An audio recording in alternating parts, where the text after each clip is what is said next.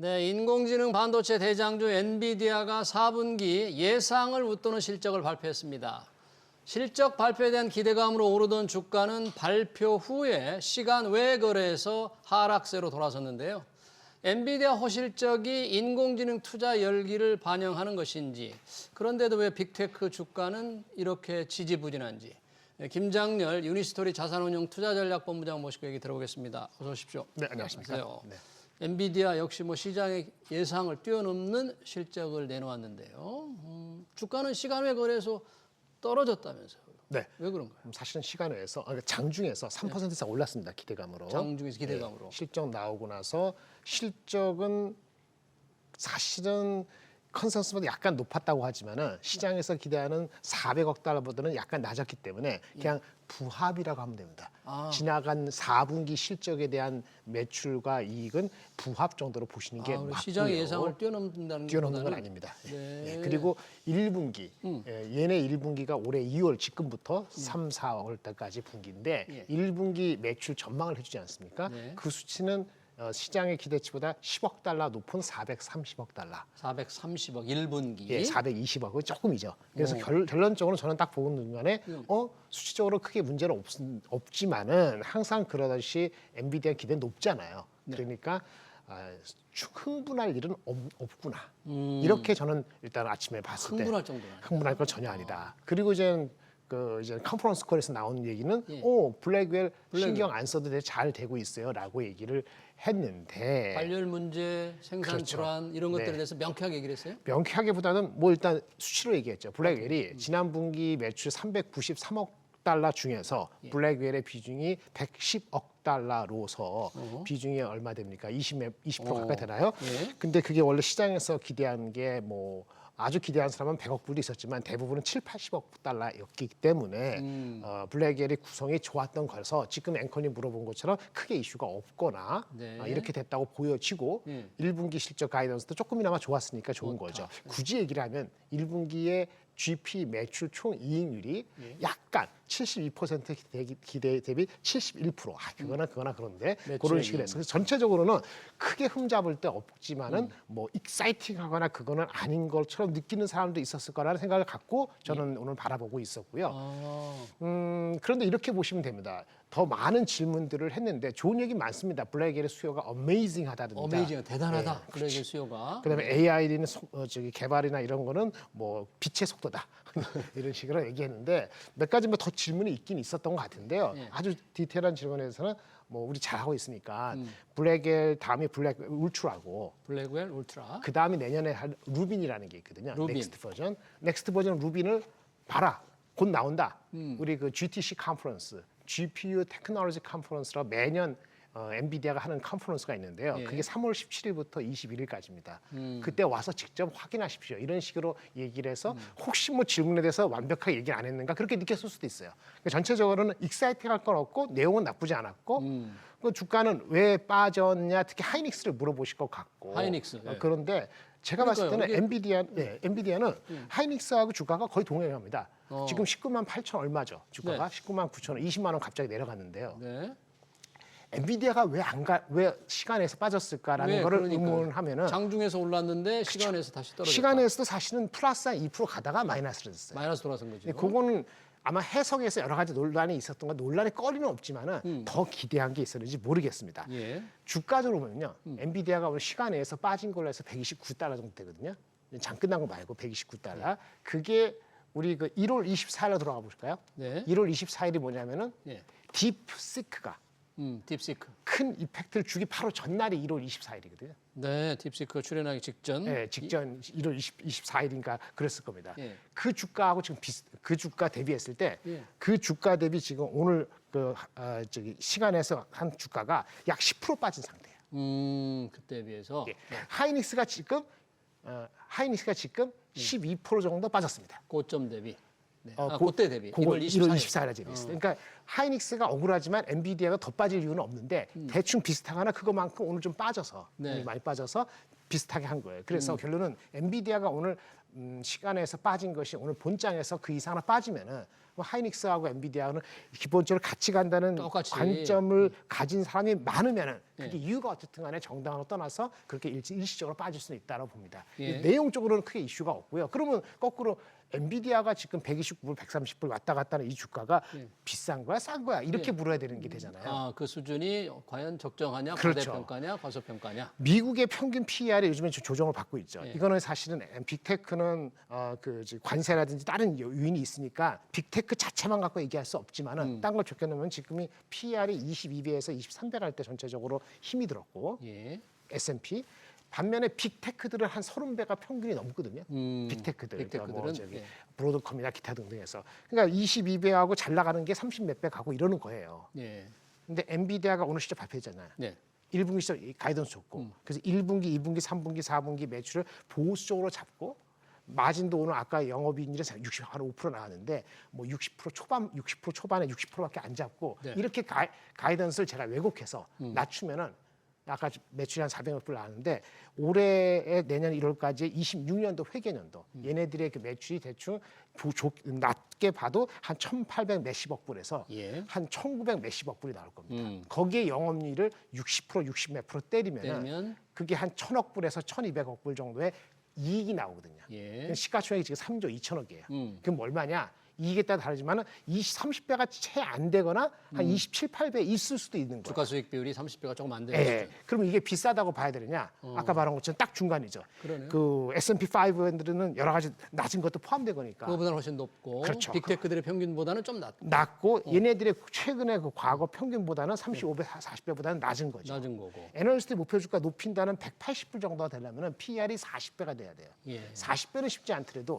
30배가 채 안 되는 주가로 보이는데 보수적으로 잡더라도 이게 비싸냐 안 싸냐 이렇게 보는 거죠. 그러니까 이게 뭐 비싸다고 안 볼 수도 있고 싸다고 안 볼 수도 있고. 네, 그런 지금. 거죠. 성장성이 연평균 30-40%는 내년도 난다고 보면은 싼 거고 예. 성장률이 지금 뭐 40% 정도 되고 있는데 매출 기준으로 내년 어느 순간에 경쟁이건 뭐 어쩌고저쩌고해서 20%도 확 싫지 않아 그러면은 손이 잘 안 나가고 이런 그러니까 예전만큼 엔비디아가 결국은 연간 성장률을 보면 이번 실적도 좋았지만 1년 전, 2년 전에 보면 성장률은 결국 둔화되는 거잖아요. 베이스가 높으니까 당연히 그 둔화되죠. 덩치가 커졌으니까. 영원히 어떻게 90%, 50%, 70% 올라가겠어요. 그러니까 주가도 예전 같은 탄력을 기대하기는 정말 어렵다 이제. 그 예전에 그게 평균이 40배 이상 갔는데 지금이 27배에서 29배 요 사이인 것 같다는 얘기를 드리는 거예요. 그렇죠. 그러니까 이제 하이닉스 억울하죠. 하이닉스는 PER이 6배면 18만 원이고 7배면 21만 원인데 네. 하이닉스도 보면은 좀 억울한 게 지금 아까 빠진 게 1월 24일 그 딥세크 발했을 때 11%, 12% 빠졌다 그랬잖아요. 10% 정도 빠졌는데 마이크론 네, 마이크론. 우리는 비슷하잖아요. 네. 사실 우리보다 못하지만은 미국 있는 회사니까 높게 쳐주는데 마이크론이 요 1월 24일 딥시크 직전에 주가 대비했을 때 오늘 주가 하면은 걔네가 5% 빠졌거든요. 5%밖에 안 빠졌다. 예, 우리는 지금 10% 정도 빠진 거예요. 예. 10%. 우리보다 더 빠지거나 비슷하게 빠진 주식이 하나 있습니다. 뭡니까? 빅테크에서 TSMC. TSMC가 더 빠졌다. 그 힌트가 좀 나죠? 무슨 힌트가 1월 24일 딥세크 됐을 때 오늘까지 해서 12% 빠졌어요. 그러니까 하이닉스보다 더 빠진 주식은 우리가 아는 것 중에서는 TSMC만 빠진 거예요. 그러네요. 삼성전자는 지금 그 삼성은 얘기할 필요 없고. 엔비디아 영향 거의 없는 거죠. 삼성전자는 원래 엔비디아는 거의 없어야지 만든 거예요. 네. 왜냐하면 블랙웰 라발이 거기 못 들어가니까. 납품 못하니까. 예, 그 관계 없는 거고 그거는 하이는 삼성전자가 밑에서 올라온 거는 제가 저번에 말씀드린 것처럼 5만 7, 8천 원 안착하면은 괜찮은데 안착할지 모른다고 한 거는 다른 거. 그 저기 온 디바이스 AR이라든지 아니면 레거시 제품에 대한 수요가 바닥에서 벗어나는 것 같다. 이래서 주가가 좀 조금 바닥에서 움직였는데. 올라온 게 한 6% 올라온 거죠. 오늘 기준으로 한 예. 6% 오른 거죠. 그 수준에서 뭐 더 이상 또 큰 힘은 못 받는 것 같아요. 힘은 뭐가 더 있어야 되는데 새로운 뭐가. 아니면 대한민국에 대한 패시브 자금이 들어와서 한국 주식을 산다든지 그러면 환율이 1,420, 1,410 정도로 갈 수 있는 경제에 대해서 바닥을 쳤다. 네. 추경을 한다든지 뭐 이런 식으로 해갖고 정책발 이슈가 되면 한국을 사면서 환율을 파면서 삼성전자 하이닉스에서 큰 거부터 살 가능성이 있죠.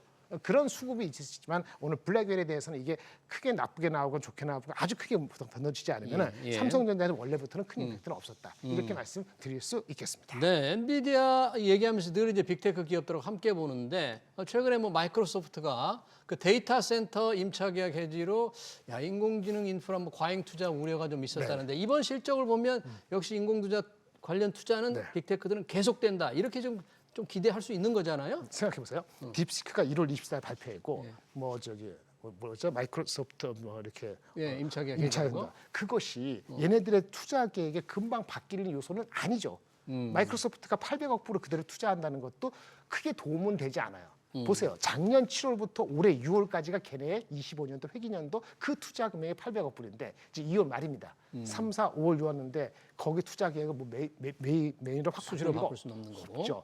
바꿔진다면은 아마 하반기에나 영향이 있을 수 있습니다. 어느 AI를 투자하는 회사든 간에. 그러니까 지금부터 안 바꿨다 해서 스틸 고잉 스트롱이야 이렇게만 안심할 수도 없는 거죠. 하반기 가서는 모르는 거니까. 예. 예, 그래서 그 가능성이 있는 거고요.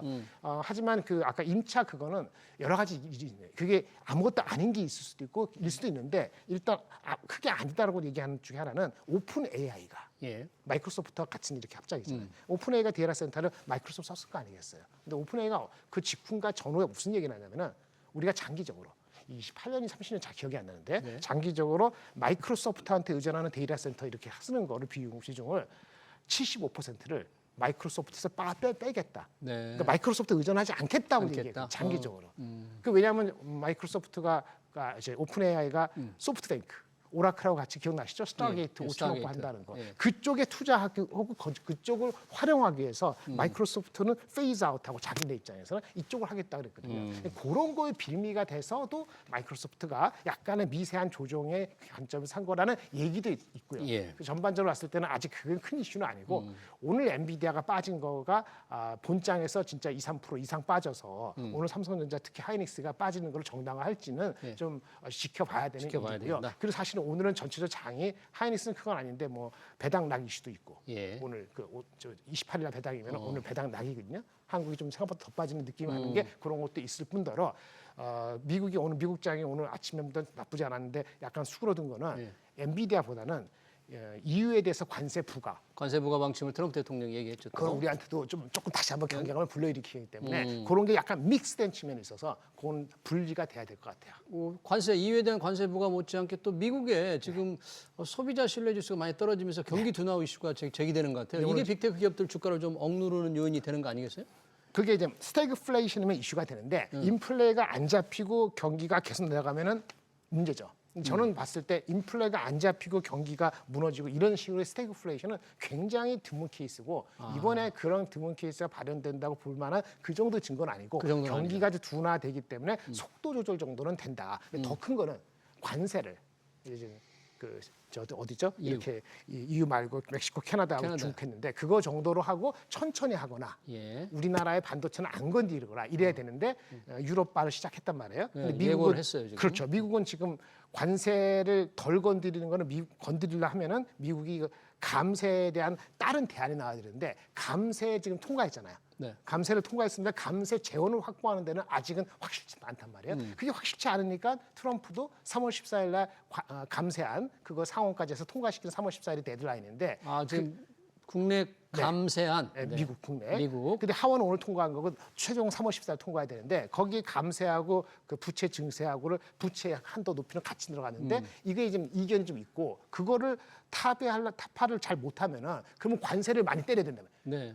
그 재원을 확보하기 재원을 위해서. 확보해야 되니까. 그런 일환이라고 생각을 하면은 조금 생각보다 조금 신경이 쓰이는 영향이 더 있을 수 있다. 지금 멕시코, 캐나다에도 한 달 유예를 하는 게 다가오고 있거든요. 다가오고 있죠. 예정대로 물린다는 거예요. 근데 그거 자체는 주가에 반영돼 있다 보는데 이미 반영돼 있고. 이유를 하고 그다음에 얘네들이 자체의 감세안을 확실치 못하기 때문에 그렇다고 부채를 확 올리기에는 좀 그렇고 그러면은 결국 관세를 더 세게 두르는 거가 한바탕 더 있을 수 있다는 수 생각을 있다. 하면서 미국 주가가 조금 빠진 면도 없지 않아 있어 복합적인 거기 때문에 네. 그래서 심리적으로 좀 엉들린 거 아니냐 이렇게 보여집니다. 그런 여러 가지 영향으로 빅테크 주가가 지금 지지부진한데 이 태평양에도 중국을 보니까 네네. 요즘에 뭐 T10 네, 그런 얘기가 있더라고요. 뭐 중국 테리픽 10, 테리픽 10. 네, 끝내주는 10. 예, 끝내주는 텐이 새해 들어서 지금 주가가 큰 폭으로 네네. 오르고 있다는데 이게 뭐 딥시크의 어떤 영향입니까? 어떻게 해석을 해야 되고 전망을 어떻게 해야 저 될까요? 테리픽 10 주식 다 말씀드렸지만 BYD, 알리바바 뭐 포함해서 반도체도 SMIC도 있고 텐센트 있습니다. 뭐, 예. 근데 걔네들이 주가가 제가 지난주 거 기준으로는 17% 정도가 뭐 해가지고 네. 미국보다 더 높다 합니다. 네, 네. 근데 상승률이? 많이 올랐는데 불구하고요. 걔네가 밸류에이션이 엄청 비싸진 않아요. 뭐 이미 중국 올랐지만. 회사니까. 예. 18배 PR. PR 18배밖에 아까 제가 안 된다. 미국의 빅테크는 퀄리티가 30배. 다르지만 30배 되잖아요. 미국이 빠지면 얘네들 안 빠지느냐 어떡하면 다른데 조금 더 갈 여지는 있어 보이는데요. 지금 앵커님 말씀한 그런 연도가 미리 들어간 측면이 있기 때문에 안 들어가신 분이 그걸 지금 쫓아갈 것인지 요거는 또 여러 가지 고민이 될 수 있는 부분. 네, 지금 PR로 보면은 조금 낮지만 그렇다고 네. 계속 쫓아가면서 해야 될지는 조금 걱정이 있고. 자, 삼성전자 잠깐 언급을 해주셨는데 엔비디아와 관련 없습니다만 전반적인 지금 업황이 뭐 새로 좋아진다거나 지금 부진이 벗어난다거나 이런 확실한 신호 같은 건 아직 안 나타나고 있는 거죠? 저번에 말씀드린 것처럼 뭐 온디바이스 애플이 잘 나가니까 경량화되는 AI가 휴대폰으로 들어온다. 그 다음에 중국에서 이구 한신 때문에 좀 옛날 레거시 제품 D램이 좀 수요가 좋아질 것 같다. 아직 좋아진 건 아니지만 이런 거 기대감과 자사주 매입 저번에 끝났는데 또 다시 한다. 이런 것들 봤을 때 하이닉스만 하지 말고 삼성전자 좀 해보자. 이런 수급에 대한 기대감이 좀 포함돼 있어서 주가가 올라온 것 같고요. 아까 말씀드린 것처럼 엔비디아라든지 뭐 HBA 이런 소식은 아직 없기 때문에 육자 근처 가는 게 생각보다 희망보다는 속도가 많이 걸릴 수도 있어 보입니다. 네, 삼성전자 6층으로 올라가는 게 굉장히 좀 버거울 것 같다. 그렇게 말씀을 해주셨습니다. 네, 엔비디아 실적과 우리 SK 하이닉스 영향까지 잘 들었습니다. 지금까지 김장렬 유니스토리 자산운용 투자전략본부장이었습니다. 고맙습니다. 네, 감사합니다.